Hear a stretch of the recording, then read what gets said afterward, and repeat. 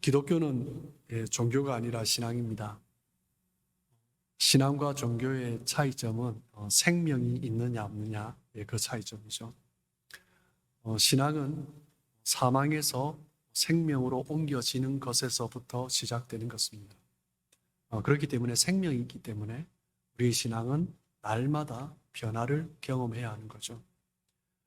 사도 바울이 고백하기를 고린도후서 5장 17절에 그런즉 누구든지 그리스도 안에 있으면 새로운 피조물이라.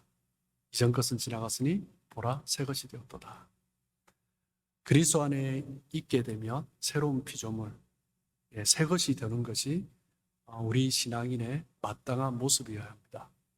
변화가 되었다라는 것은 교회 다니지 않는 사람이 교회를 다니게 되는 변화, 술, 담배를 하지 않는 변화, 그런 외적인 변화를 말을 하는 것이 아닙니다. 물론 그것도 포함되겠지만 더욱 중요한 근본적인, 근원적인, 본질적인 변화를 이야기하는 거죠.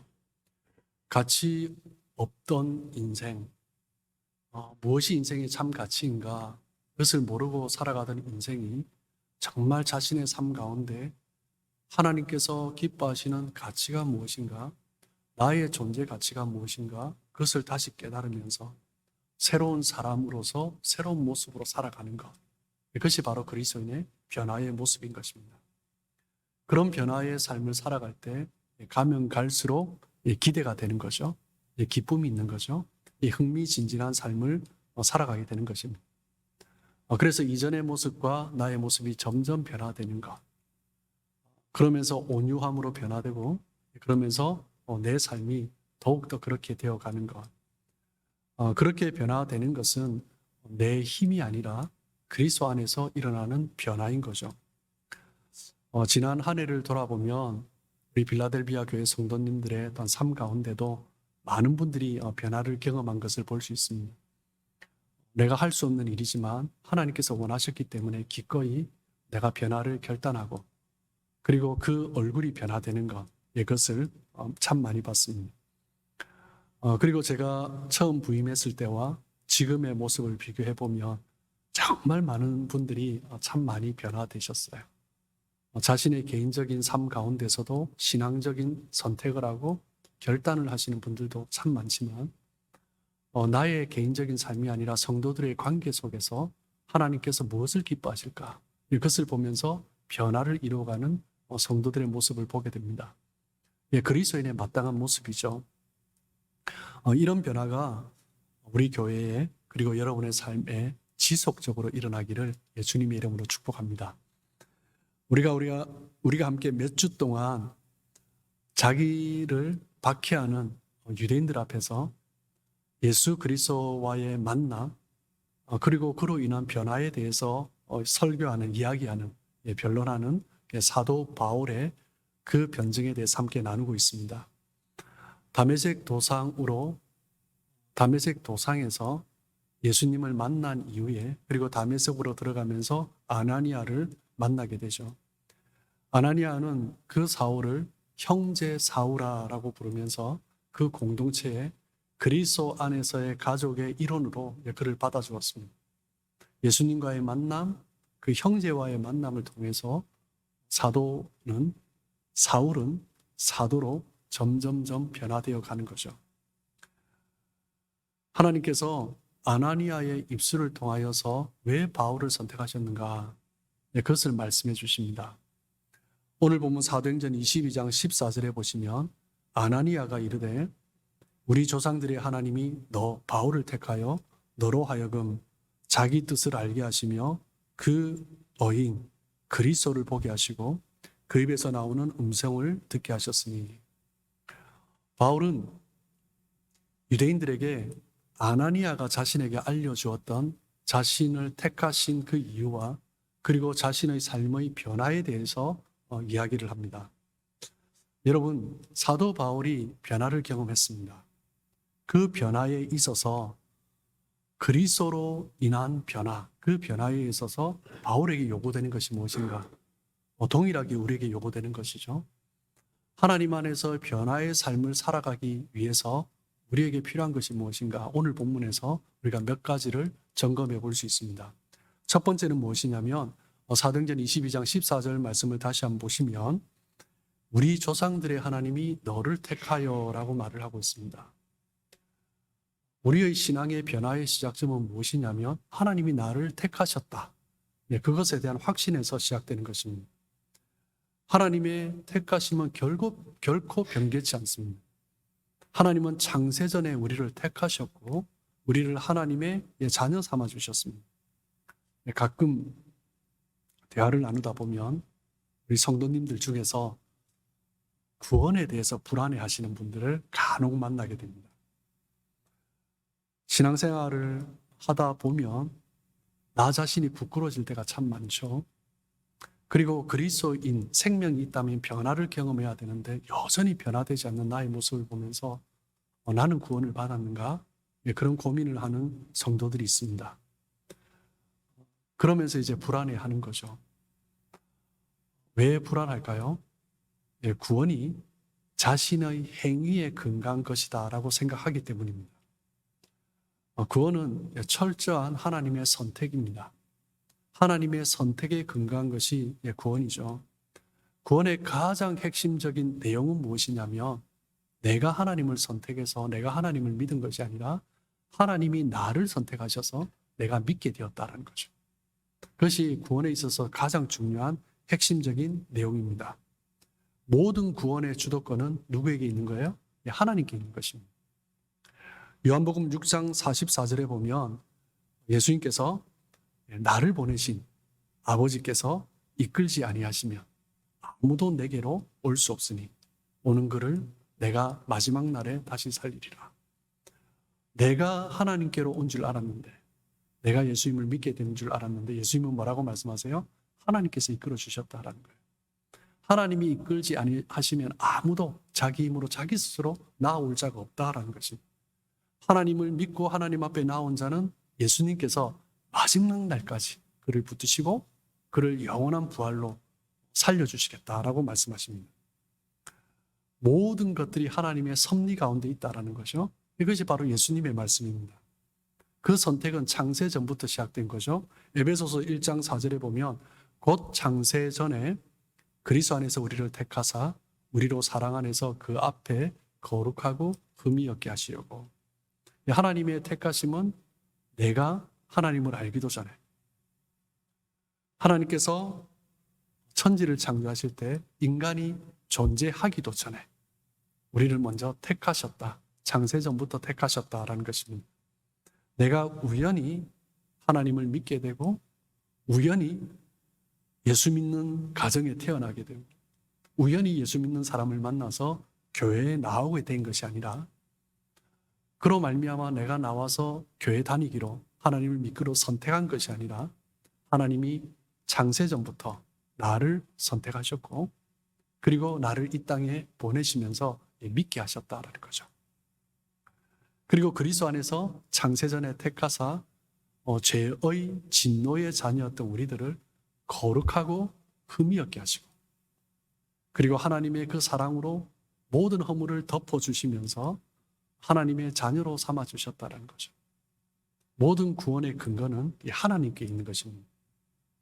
에베소서 1장 13절을 보시면 그 안에서 너희도 진리의 말씀 곧 너희의 구원의 복음을 듣고 그 안에서 또한 믿어 성령의 약속으로 인치심을 받았으니 인을 치다 라고 하는 것은요 고대 사회에서는 쇠가 인이었죠.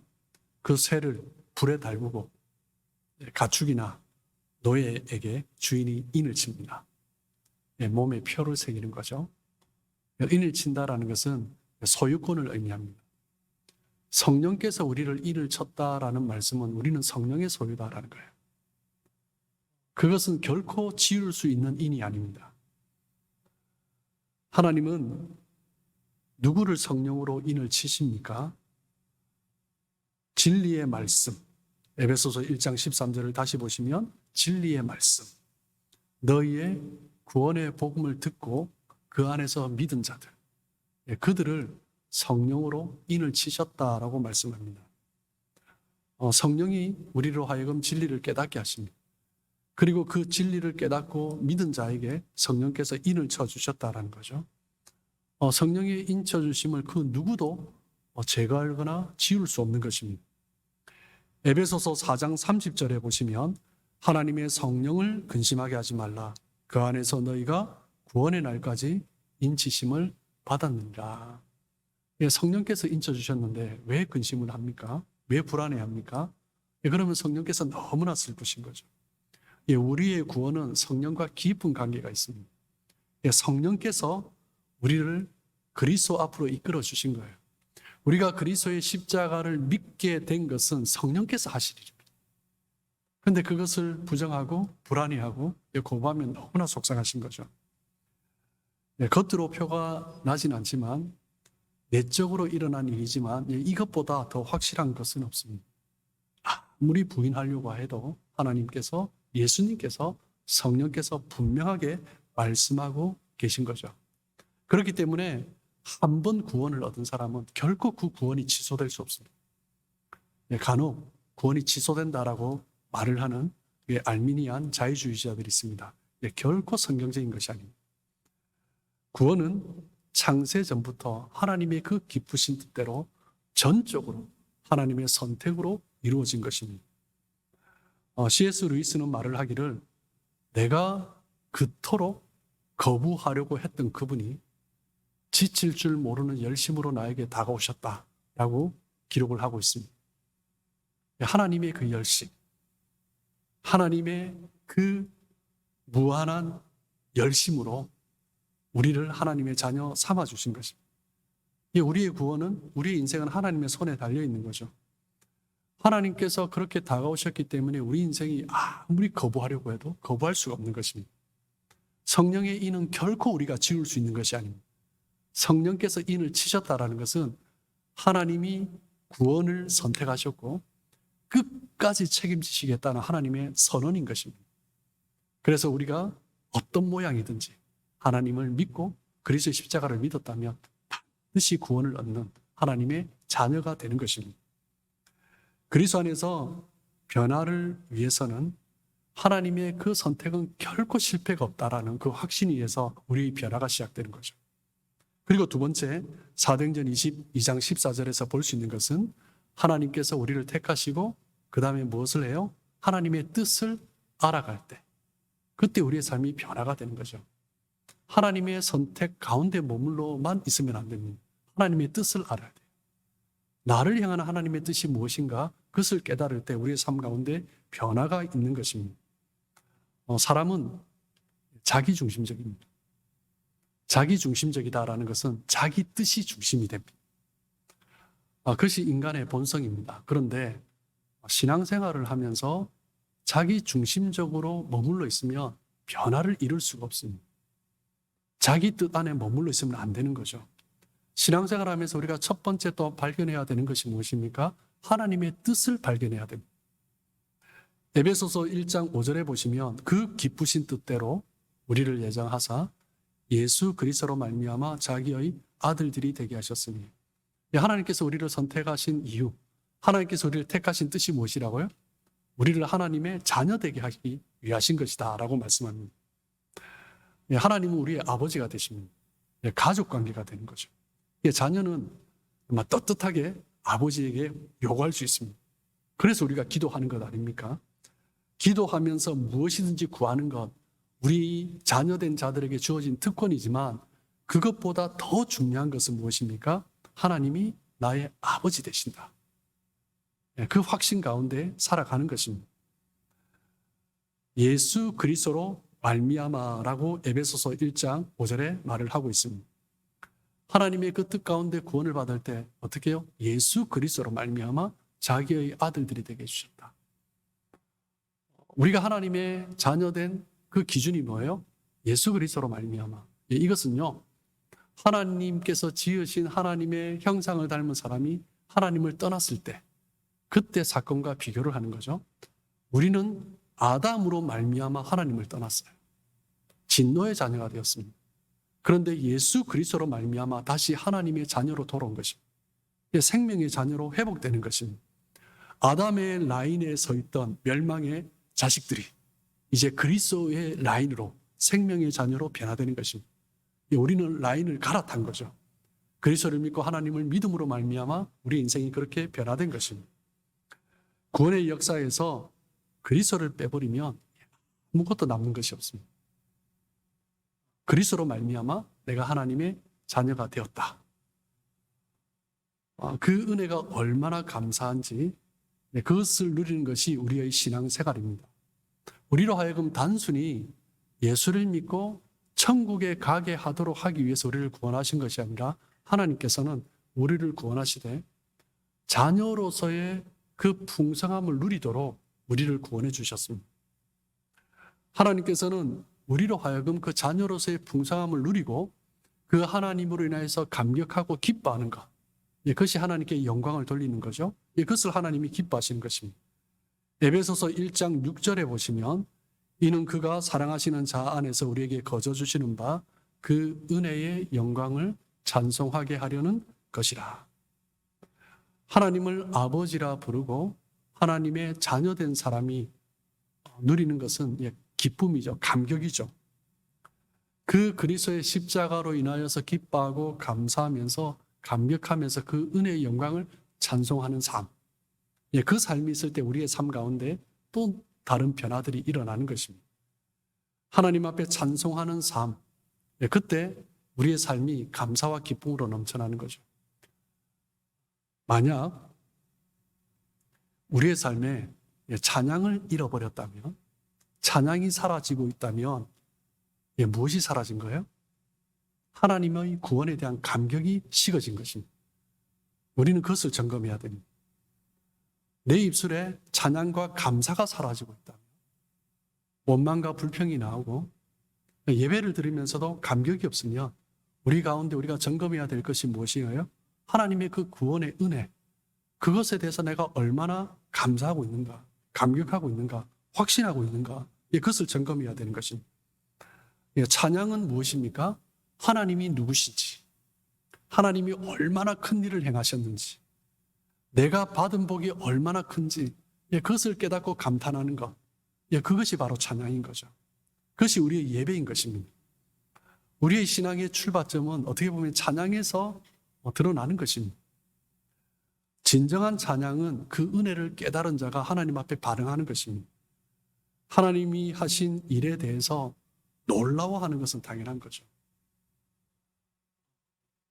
기적이 필요한 것이 아니라 정말 우리에게 필요한 것은 감격이 필요한 것입니다. 아무리 기적이 일어나도, 지금 이 시대도 기적이 일어납니다.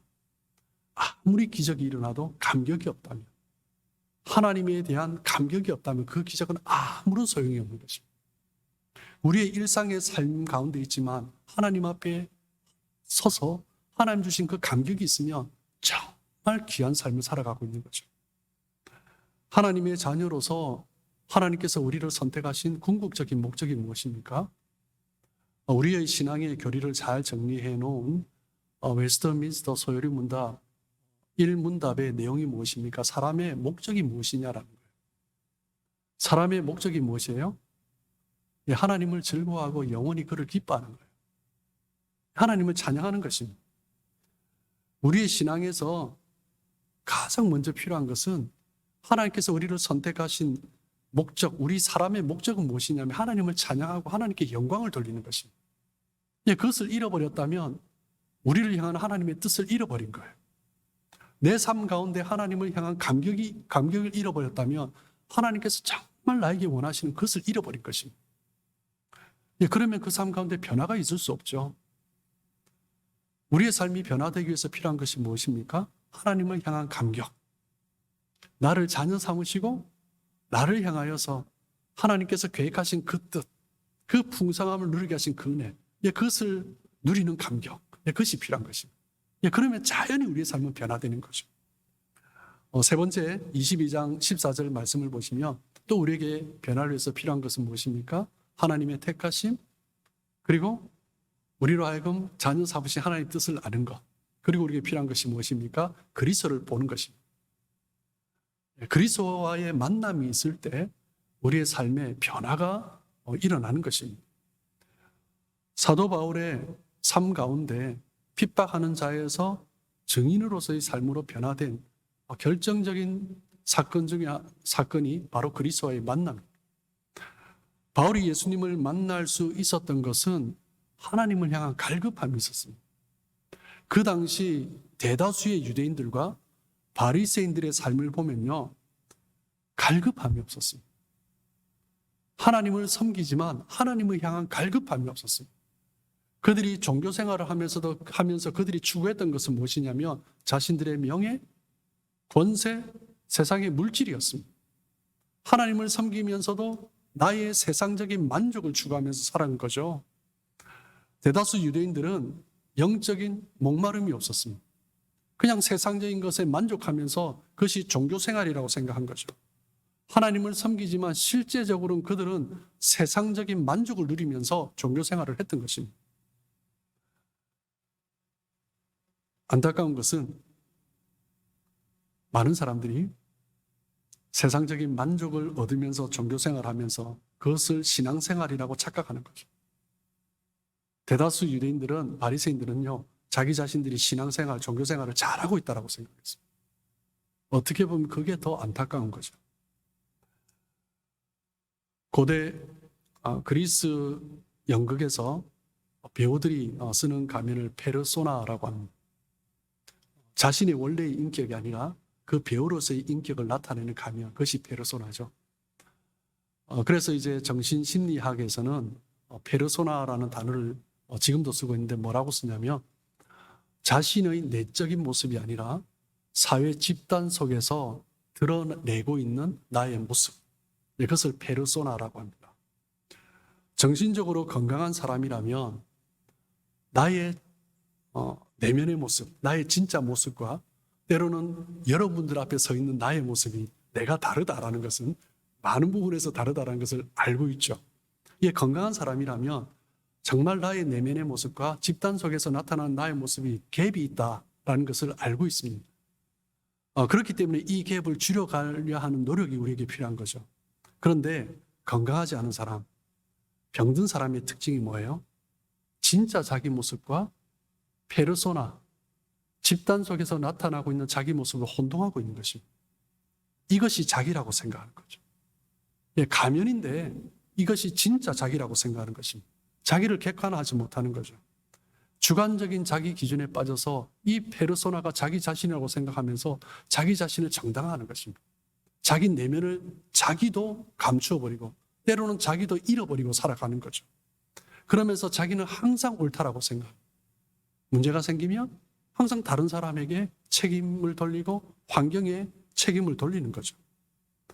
자기 상태를 모르기 때문에 나타나는 모습입니다. 그런 사람에게 나타나는 모습은 무엇입니까? 변화가 없습니다. 변화를 갈망하지 않습니다. 그냥 외적인 모습으로 만족하며 살아가고 있기 때문이죠. 우리가 교회에 나오지만 교회에 나올 때 어떤 마음으로 나오는가, 이것은 너무나 중요한 것입니다. C.S. 루이스가 말을 하기를, 정말 이 시대 현대인들의 문제는 강한 욕망이 아니라 너무 쉽게 만족하는 것이 문제다라고 말을 합니다. 정말 우리에게 있는 문제는 무엇입니까? 훨씬 더 깊은 만족을 주는 것이 있는데 그것을 향해서 갈망하지 않는 것입니다. 그냥 눈에 보이는 쉽게 잡을 수 있는, 쉽게 내가 종교적으로 행할 수 있는 그것에 만족하면서 나의 신앙생활에 스스로 위안하고 만족하고 있는 거죠. 교회를 다니고 있으면서 영적인 갈급함이 없는 것입니다. 하나님을 향한 강한 욕망이 없는 거죠. 이 정도면 신앙생활 잘하고 있다라고 스스로 생각하고 살아가고 있는 것입니다.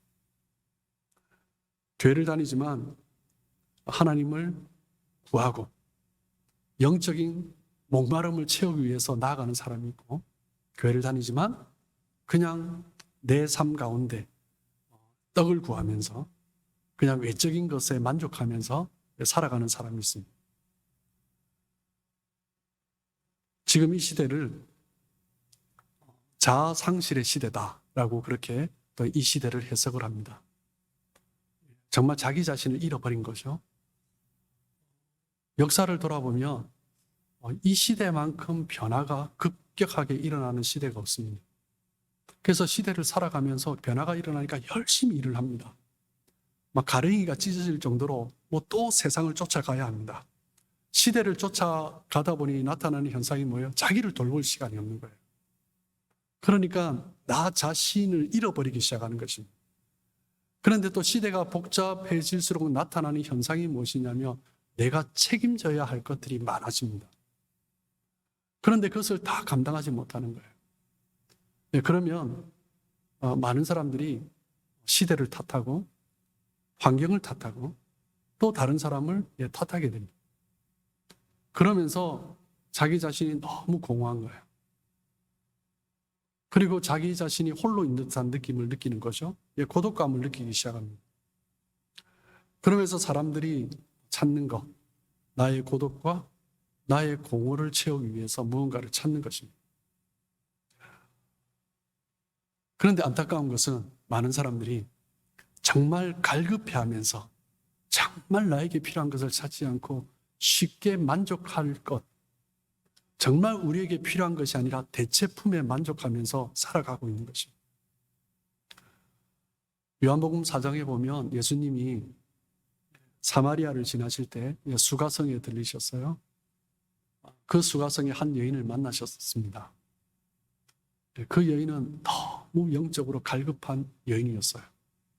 그런데 이 여인이 선택한 것은 무엇입니까? 나의 갈급함을 남자로 채우려고 했던 것 같아요. 그래서 남편이 5이나 있었어요. 왜 5이나 있었겠습니까? 이놈하고 살아봐도 안 채워지고 저놈하고 살아봐도 안 채워지는 거예요. 그러니까 여전히 갈급합니다. 그리고 또 다른 남자랑 살고 있습니다. 채워졌을까요? 아니요, 채워지지 않았어요. 매일 정오가 되면 야곱의 운물가에 와서 그 운물물을 길러갑니다. 그것으로 채워집니까? 채워지지 않습니다. 그 여인에게 예수님이 말씀하십니다. 요한복음 4장 13절, 14절을 보시면 이 물을 마시는 자마다 다시 목마르려니와 이 야곱의 물을 길러가지만 마셔도 또 목마른 거예요. 하지만 내가 주는 물을 마시는 자는 영원히 목마르지 아니하리니 내가 주는 물은 그 속에서 영생하도록 솟아나는 샘물이 되리라. 예수님은 그 여인이 갈증을 해결하기 위해서 그녀가 찾아가던 그 운물이 아니라 예수님은 자기 자신이 예비하신 그 식탁으로 그 여인을 초대하십니다. 우리가 예수님을 믿는다라는 것은요, 나의 필요를 내가 원하는 방식으로 채우는 것이 아니라 예수님께서 나를 위해서 예비하신 그 방식으로 채워가는 것. 그것이 우리의 신앙생활이어야 합니다. 많은 사람들이 신앙생활을 하면서 내가 원하는 방식으로 신앙생활을 하려고 합니다. 그러면서 여전히 목마른 거예요. 이 정도면 되지 않았을까? 야곱의 운물, 우리 조상에게 주신, 이스라엘에게 주신 그 운물을 먹고 마시면 내가 채워지지 않을까라고 생각하는 거죠. 하나님이 원하시는 방식이 아니라 내가 원하는 방식으로 나의 갈급함을 채우려 하는 것입니다. 요한계시록 3장 20절입니다. 볼지어다 내가 문 밖에 서서 두드리노니 누구든지 내 음성을 듣고 문을 열면 내가 그에게로 들어가 그와 더불어 먹고 그는 나와 더불어 먹으리라. 주님께서 우리의 마음 문을 두드리십니다. 열어라라는 거예요. 닫아놓고 내 방식대로 사는 것이 아니라 열고 주님께서 주인이 되는 삶이 되어야 한다. 주님께서 원하시는 방식으로 우리의 삶이 변화되어야 한다는 거예요. 예수님이 내 안에 들어오시고 예수님께서 예비하신 그 식탁에 나가야 하는 거죠. 예수님과 함께하면 우리는 만족, 풍성함을 누릴 수 있는 것입니다. 예수님으로 채워지기 시작하면 예전에 내 안에 자리 잡고 있던 고독감, 공허, 세상적인 욕망, 두려움, 갈증, 그런 것들이 점점 밀려납니다. 왜 밀려나요? 예수님으로 채워지니까요. 예수님으로 채워지면 그런 것들은 밀려나게 되어 있습니다.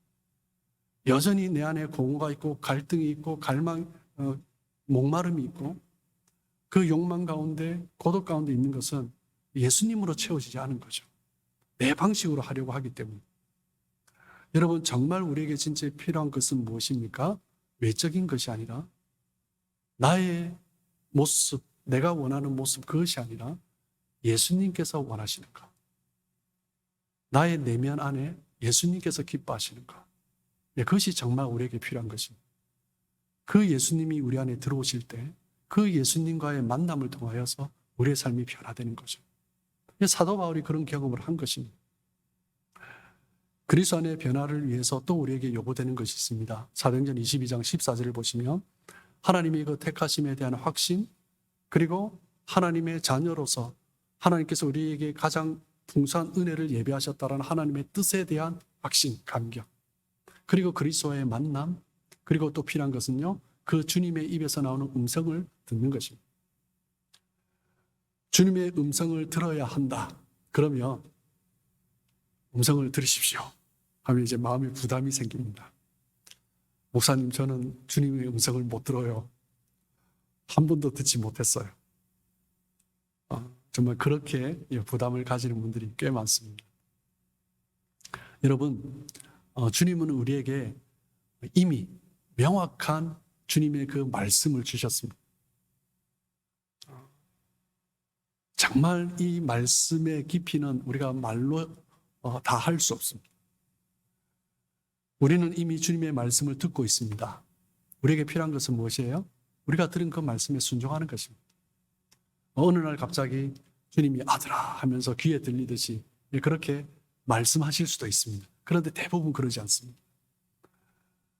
주님은 이미 우리에게 주신 그 하나님의 말씀이 우리에게 확신으로 다가오도록 성령께서 임하시고 우리에게 그것을 깨닫게 하십니다. 오늘 들은 주일 말씀일 수도 있고 이전에 들은 말씀일 수도 있고 내가 매일 읽고 있는 그 말씀일 수도 있고 일주일 전에 한 달 전에 때로는 수년 전에 들은 말씀일 수도 있습니다.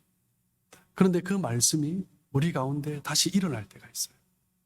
그것이 주님이 주시는 음성이죠. 그때 우리의 삶이 결정돼요. 그 말씀에 대해서 내가 어떤 모습으로 다가갈 것인가? 순종할 것인가? 아닐 것인가? 그럴 때 우리가 주님의 음성을 듣는 삶을 살 수 있는가 아닌가? 그것이 결정되는 것입니다. 마태복음 7장 24절에 보시면 그러므로 누구든지 나의 이 말을 듣고 행하는 자는 그 집을 반석 위에 지은 지혜로운 사람 같으니.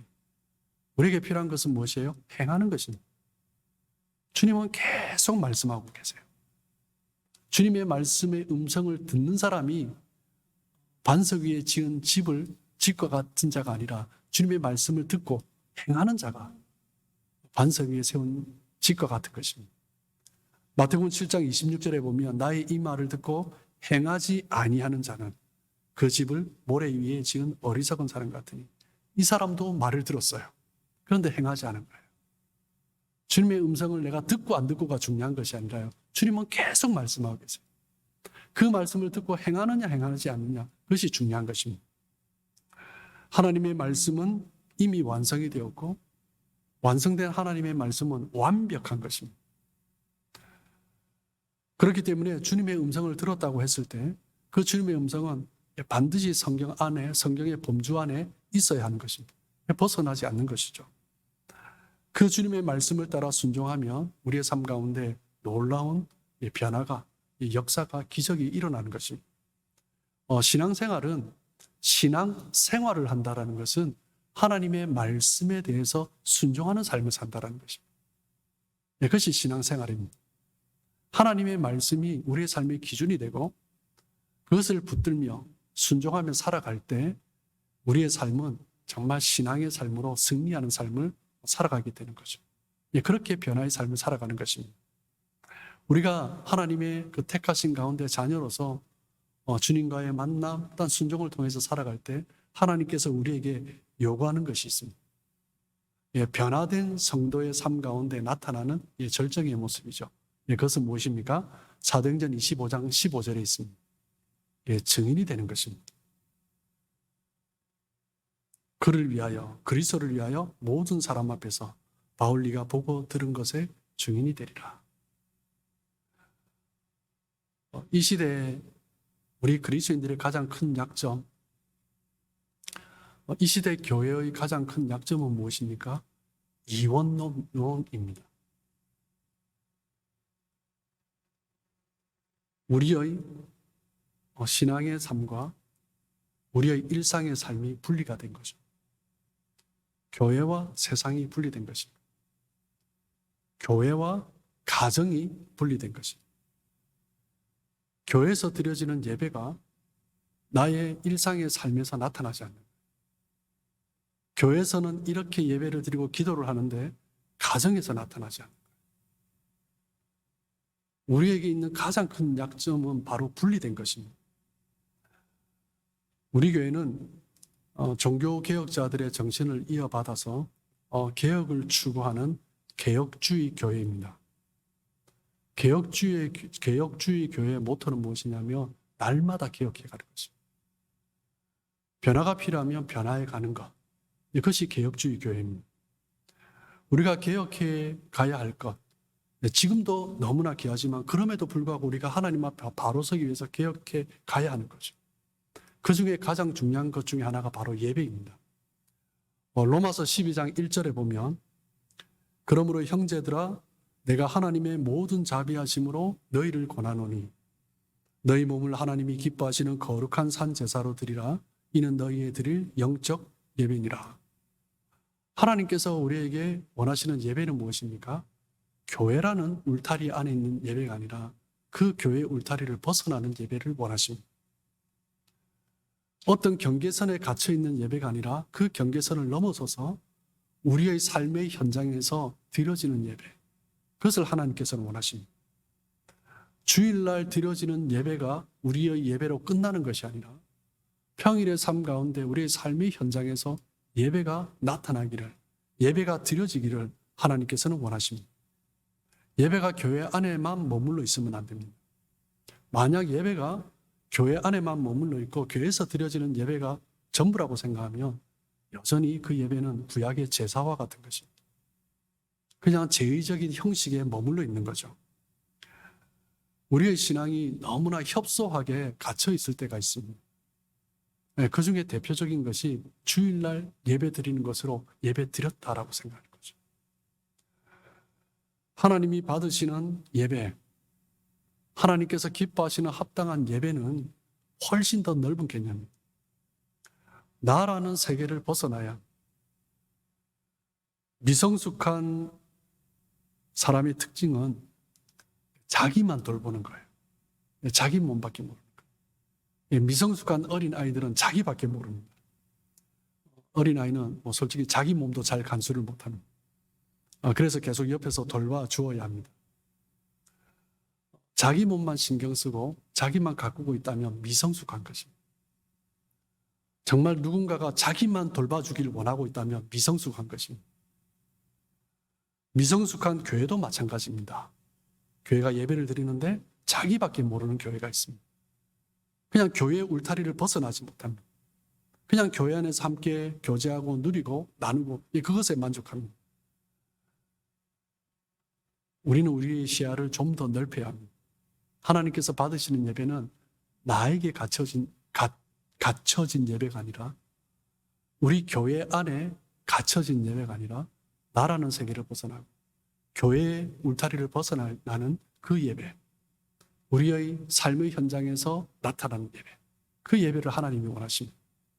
우리 주위 현장에 돌아보면 너무나 많이 연약한 자들이 많습니다. 많은 이민자들, 어려운 가운데 있는 이민자들, 어떤 이민교회들 너무나 많습니다.